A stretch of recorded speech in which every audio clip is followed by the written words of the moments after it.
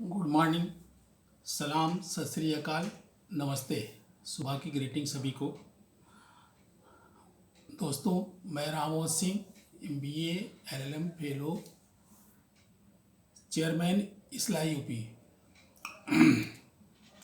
आज आपके सामने एक इंश्योरेंस का ऐसा टॉपिक है जो इंश्योर्ड को भी प्रभावित करता है, इंश्योरर को भी प्रभावित करता है, इंटरमीडियरी जो उसके एजेंट हैं उनको भी प्रभावित करता है और सर्वेयर्स को भी प्रभावित करता है जो भी इंटरमीडियरी में आते हैं।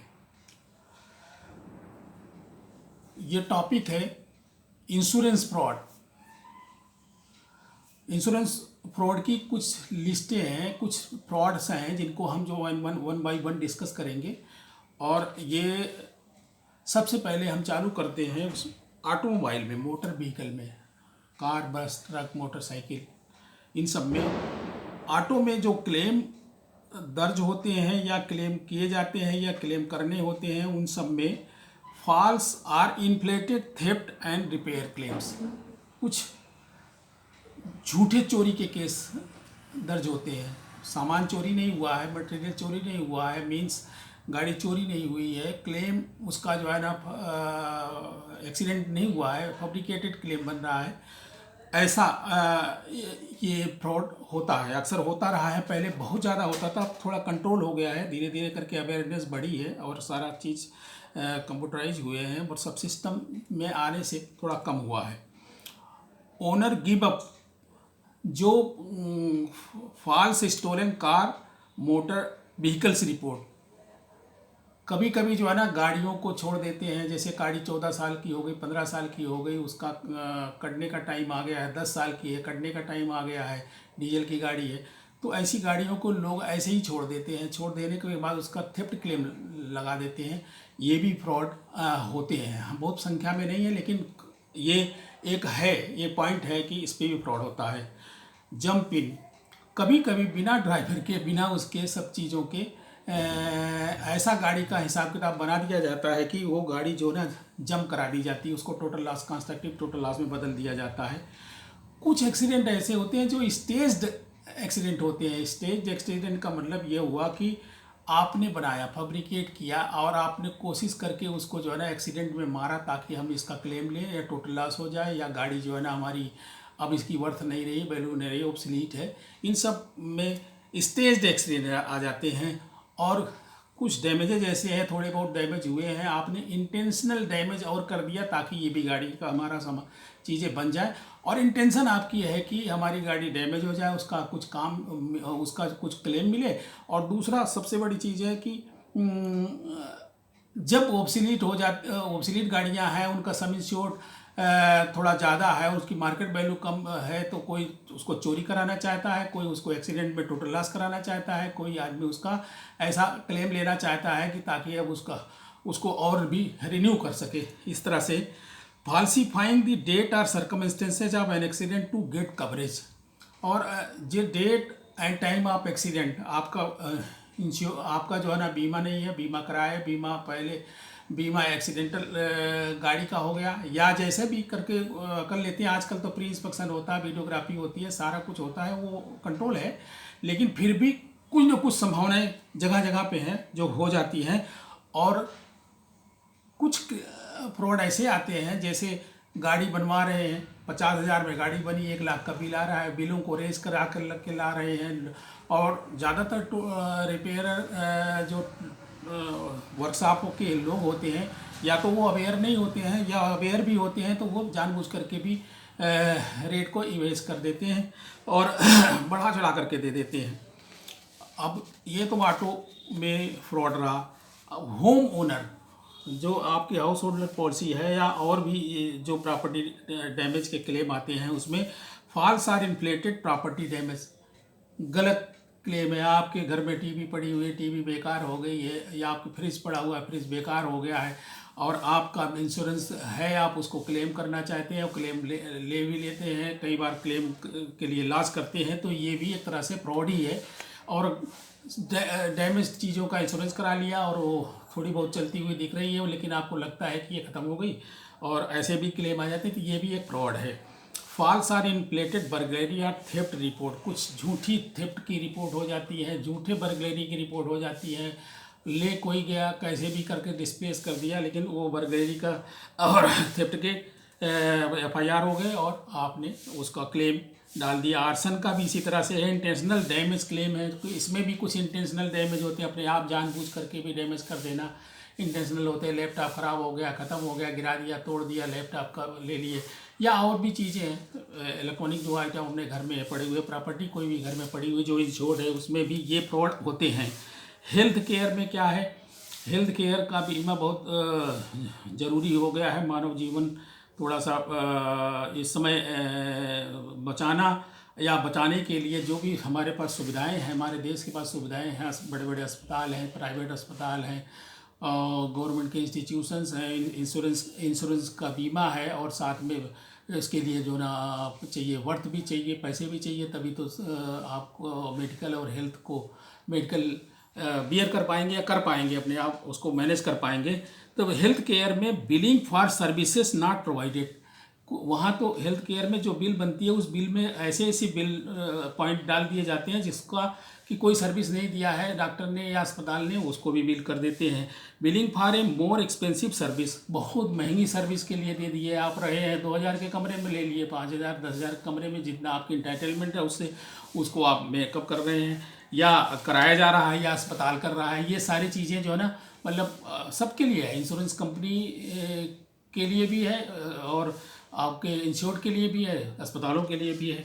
Providing and billing for a unnecessary services, कोई सर्विस ज़रूरी नहीं है, उस बीमारी में ये सर्विस ज़रूरी नहीं है, उसकी भी बिल बना करके अस्पताल ने पकड़ा दिया, दे दिया। और अगर नहीं भी दिया तो वो ज़रूरी नहीं था, तो ऐसी नान ज़रूरी चीज़ों के लिए कम से कम बिल तो ना जाए। डबल बिलिंग हो गई, आपको मेडिकल के टर्मिनोलॉजी में लोग समझ नहीं पाते हैं, डबल बिलिंग कर देते हैं कि ये डबल बिलिंग हो गई, तो ये भी एक तरह का फ्रॉड है। अब तीसरा जो टाइप है वो लाइफ एंड डिसेबिलिटी का है, उसमें आप देखेंगे, आपने भी सुना होगा और सुनते आ रहे हैं कि फेक डेथ क्लेम्स, डेथ के फेक क्लेम्स है। दारू पी करके आदमी सड़क पर लेटा हुआ मर गया और उसको एक्सीडेंट में लगा करके किसी भी गाड़ी के सामने किसी के गाड़ी को के नाम पे FIR कर दिए, वो गाड़ी जहाँ से इंश्योर्ड होगी वो बीमा पे क्लेम कर आ जाएगा। ऐसे ही बहुत तेरे ऑप्शन हैं जो अब लोग कर लेते हैं, और कई बहुत लोगों की मिलीभगत रहती है, उस मिलीभगत से कर लेते हैं। फॉल्सीफाइड बेनिफिशियरी क्लेम्स, फॉल्सीफाइड बेनिफिशियरी बन करके क्लेम ले लेते हैं, फॉल्स क्लेम के लिए कोशिश कर लेते हैं। बेनिफिशियरी क्लेम का मतलब ये है कि अपना जो जिसको बेनिफिशियरी घोषित किया गया वो बेनिफिशियरी क्लेम वो गलत तरीके से ले रहा है, गलत रिप्रेजेंट करके ले रहा है, पेपर डॉक्यूमेंट प्रोड्यूस कर रहा है। फेक डिसेबिलिटी क्लेम्स, और डिसेबिलिटी नहीं हुई है, कोई डैमेज नहीं हुआ है, कोई ऐसा अंग भंग नहीं हुआ है, फिर भी जो ना फेक डिसेबिलिटी क्लेम भी आ जाते हैं, और इन सब पे भी ये फ्रॉड बनते हैं। Submission of force document to fraudulently continue disability claim, और किसी जो डिसेबिलिटी हो जाती है परमानेंट डिसेबिलिटी के लिए, और वो लगातार जो है ना उसके लिए फ्रॉडलेंट डॉक्यूमेंट कहीं से बनवा लिए, कर लिए कि हाँ ये जिनके ये लिम्स 2 लिम्स डैमेज हैं या ऐसा है, परमानेंट डिसेबिलिटी कर लिए और लगातार उसका क्लेम उनको चाहिए, तो वो उस पर भी क्लेम बनाए रखते हैं, बना लेते हैं। इस तरह से ये फ्रॉड होते हैं। अब आता है जो बहुत इम्पोर्टेंट है, जो एजेंट और इंडस्ट्री जो इंश्योर्ड को देखना चाहिए।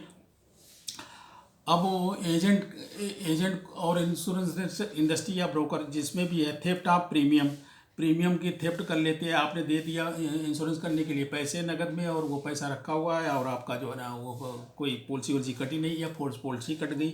ऐसा पहले बहुत होता था, अभी भी होता है, लेकिन कहीं कहीं जहाँ पे अनअवेयरनेस है वहाँ ऐसा कर लेते हैं। अनलाइसेंस्ड एंड अनऑथराइज एक्टिविटी, जो इंश्योरेंस कंपनी को या एजेंट को अनऑथराइज है वो कर नहीं सकता है, वो भी वो कर लेते हैं, ऐसी एक्टिविटीज़ कर लेते हैं जिससे इंश्योर्ड को चीट कर लेते हैं। फ्रॉड में ही आता है churning falsifying information to a consumer in an effort to get get them to use the cash value of the existing and buy a new. Usually कभी आपका बीमा किया और बीमा करके कोई सस्ता बीमा कर दिया या सबसे बड़ी बात यह समझनी है कि कोई भी आदमी कहता है कि हम आपका बीमा सस्ते में कर रहे हैं, बहुत मार्केट से लो कर रहे हैं, तो इस पर आपको विश्वास नहीं करना चाहिए, आपको समझना भूलना चाहिए पूरी तरह से। और ऐसे केस में जो है ना लोग प्रिटेंशन भी करते हैं। और दूसरा नंबर, हो सकता है कि आपका वो कोई इंश्योरेंस ना के रखा हो, पैसे को रखा हुआ है और बड़ा इंश्योरेंस करने के लिए आपसे पैसे की मांग कर रहा है। उसमें जो है ना एक्सपेंसिव पॉलिसी आपको दे देगा, उससे पता लगा कि आपके साथ फ्रॉड हुआ, चीट हुआ। अब पांचवा कैटेगरी है वर्कर्स कंपनसेशन, जो WC इंश्योरेंस में होते हैं, उसमें भी फ्रॉड होते हैं। Working while collecting workers compensation benefit, working कर रहा है वो उसका बेनिफिट कलेक्ट कर रहे हैं। वर्कमैन कंपनसेशन एक्ट में फेकिंग इंजरी नहीं हुई है, इंजरी को जो ना फ्रॉड बना रहे हैं, हम गलत क्लेम कर रहे हैं। Claiming to be injured at work when injury occurred elsewhere, कहीं पे और भी डैमेज हुआ, वो अपने घर पे था या अपने घर से आ रहा था या कहीं जा रहा था, कहीं कुछ भी उसका एक्सीडेंट हुआ, उसको अपने वर्कशॉप में लगा करके उसको वर्कमैन कंपनसेशन में क्लेम ले लिया।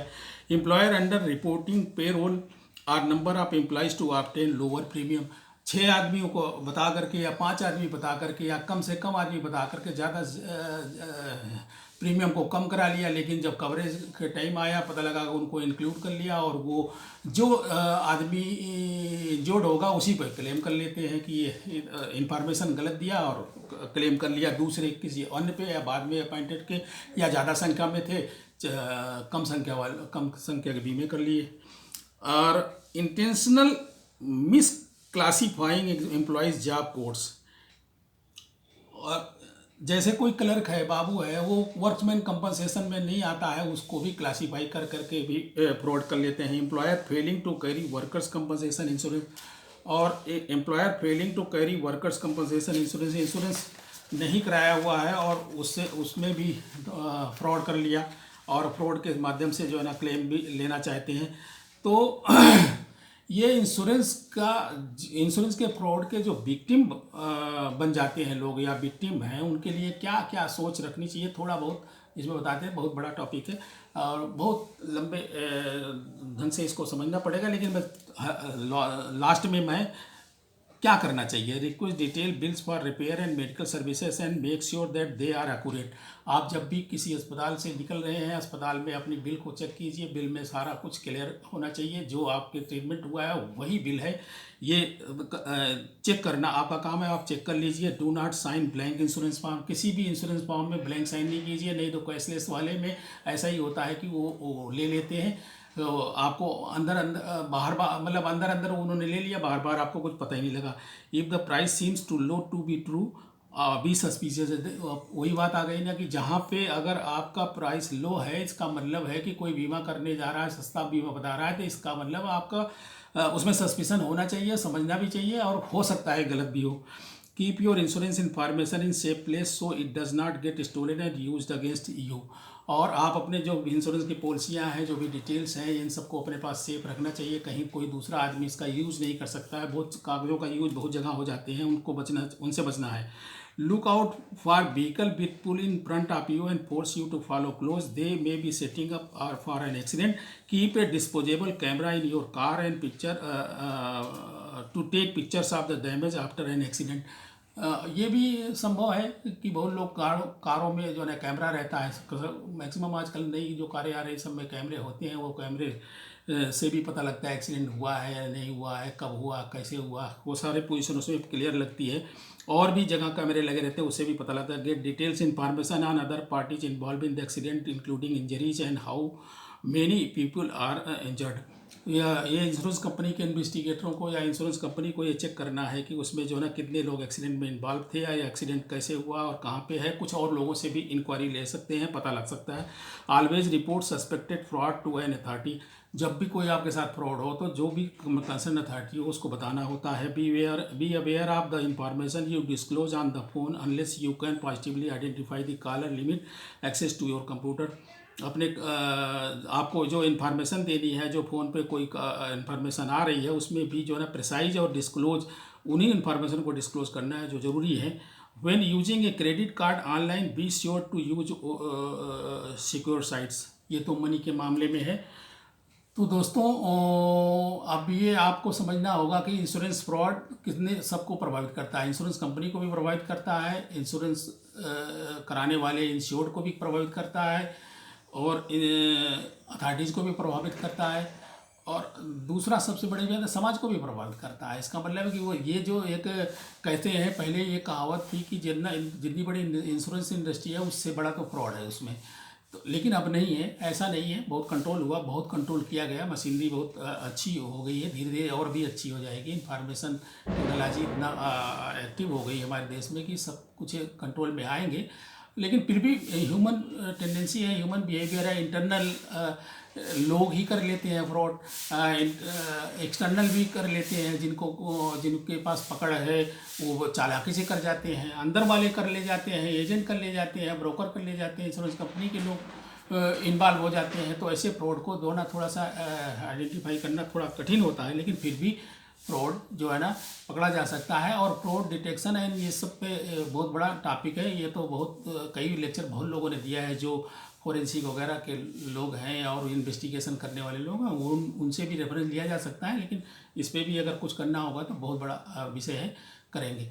Okay sir, thank you very much for watching this video, and if you like this video, like, subscribe and share this video. Thank you again.